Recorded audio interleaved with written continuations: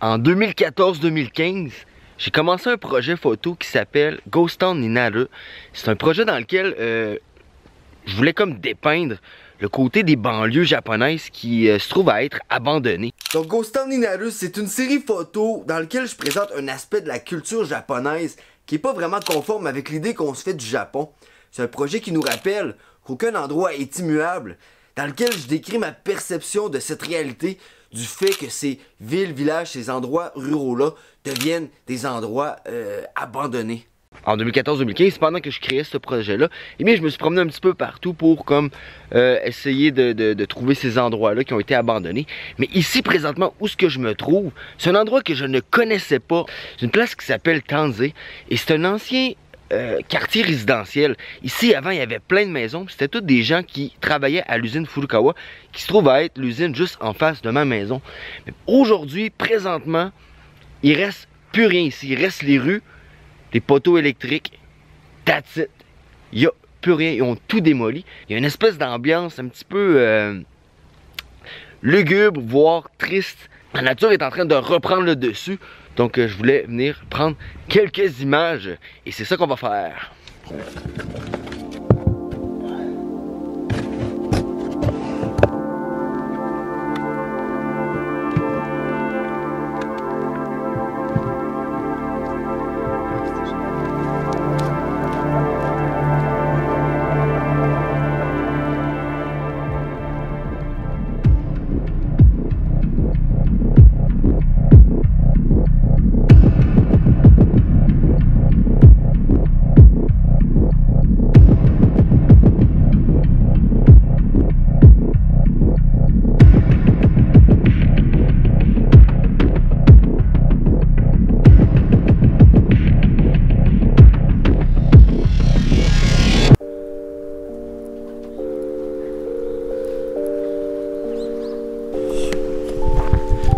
Pas besoin d'aller trop loin pour trouver des haikyo, des maisons abandonnées. La preuve, j'habite ici.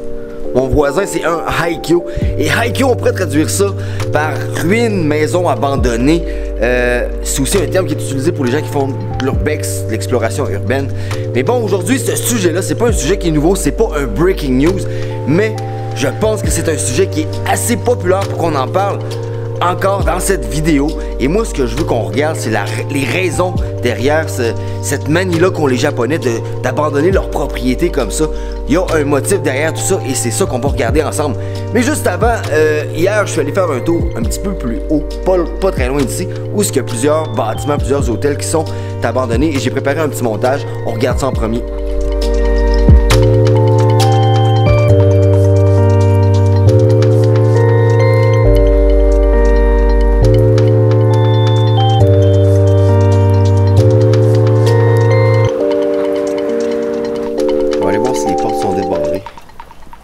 Si c'est le cas, je vais peut-être me faire une petite visite privée à l'intérieur.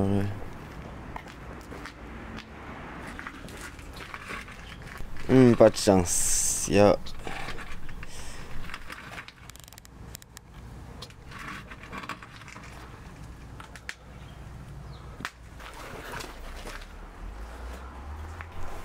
Ah, il y a une autre porte ici. Qu'est-ce que ça dit? Yeah. Non plus.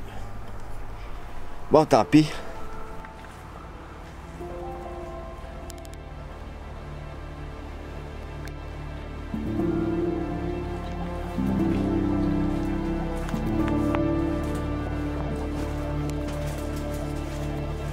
Ça aurait été le fun que je puisse rentrer facilement, mais je suis pas du genre à break-in, forcer une porte ou quoi que ce soit. Donc ce sera pour une autre fois, mais... Anyway, écoute ça. Selon le ministère de l'Intérieur et des Communications du Japon, en 2013, plus de 8 millions sur 60,6 millions de foyers au Japon étaient vacants, abandonnés. C'est énorme, c'est une maison sur 7 qui est abandonnée. Il estime qu'en 2033, le nombre va augmenter à 30%. 30% de logements qui seront vacants ou abandonnés. C'est encore plus.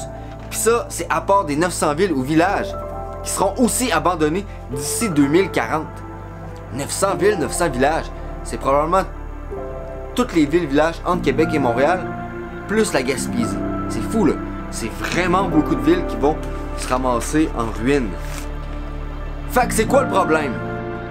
Eh bien, les problèmes, il y en a plusieurs, mais une des raisons qu'on est sûr et certain, c'est que le taux de natalité au Japon diminue alors que le vieillissement de la population, lui, augmente. C'est connu au Japon, ils vendent plus de couches pour personnes âgées que de couches pour bébés. C'est fou quand tu y penses, hein? Mais bon, c'est la preuve que le vieillissement de la population est intense. Concernant les maisons abandonnées, c'est un dossier, il y a un autre degré de trucs abandonnés. J'ai inclus là-dedans hôtels, centres commerciaux, parcs d'attractions, resorts, centres de villégiature. Et ça, il y a une autre raison derrière l'abandon de ces lieux-là, c'est que après la Deuxième Guerre mondiale, lorsque le Japon a capitulé, le Japon est devenu la deuxième plus grosse puissance économique. Ils ont eu un boom économique et immobilier intense dans les années 60, 70 et 80. Et dans cette période-là, ils ont construit un paquet d'affaires dans un paquet d'endroits. Jusque dans les années 90. Dans les années 90, il y a eu une récession et plusieurs de ces endroits-là, eh bien, ils ont fermé. Pas très loin d'ici, à Nikko, il y a un endroit où est-ce qu'on peut visuellement voir ce boom économique-là qui fut freiné par les années 90. Et je suis allé faire un tour ce matin et j'ai même eu la chance de visiter mon premier haiku. Je suis rentré dans un bâtiment abandonné, mon premier. J'étais un peu stressé, mais ce qui suit, c'est cette visite-là. Check ça.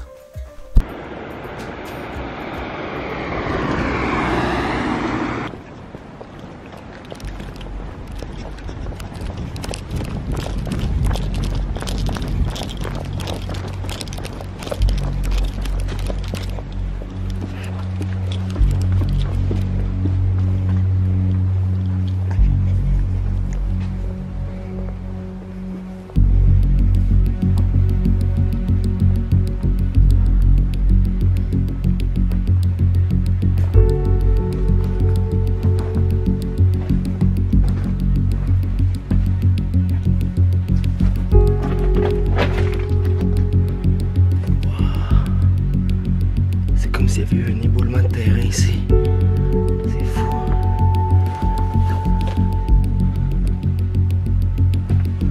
Qu'est-ce qui se passe à l'intérieur? Je sais pas si je devrais rentrer ici.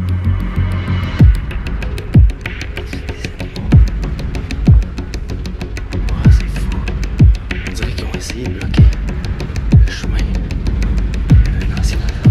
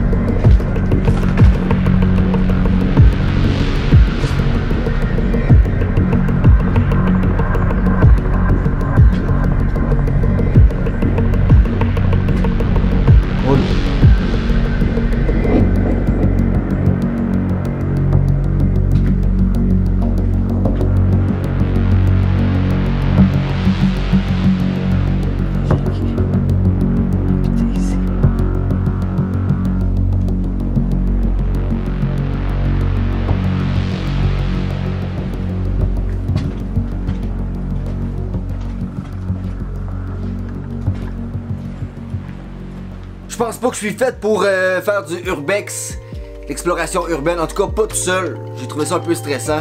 C'est peut-être un peu dangereux aussi s'il arrive de quoi. Tu t'arranges comment pour te démerder? Bonne question. Mais bon, avant de vous laisser, oui, je vais vous inviter à vous abonner à ma chaîne et à cliquer sur le petit pouce en l'air, juste en dessous de l'écran. Mais je vais aussi vous parler d'un photographe français qui habite à Tokyo, qui a publié un livre en 2013 sur les haiku. Je vais mettre un lien dans la description de la vidéo. Son travail photographique est vraiment excellent. Il décrit bien ces lieux-là. Il en a fait une multitude d'ailleurs. chapeau pour son travail. Donc je glisse un lien en bas, son nom c'est Jordi Meow. Donc jetez un œil là-dessus. Sinon c'est tout pour cette vidéo, merci d'avoir écouté jusqu'à la fin. On se dit à la semaine prochaine. Dans mon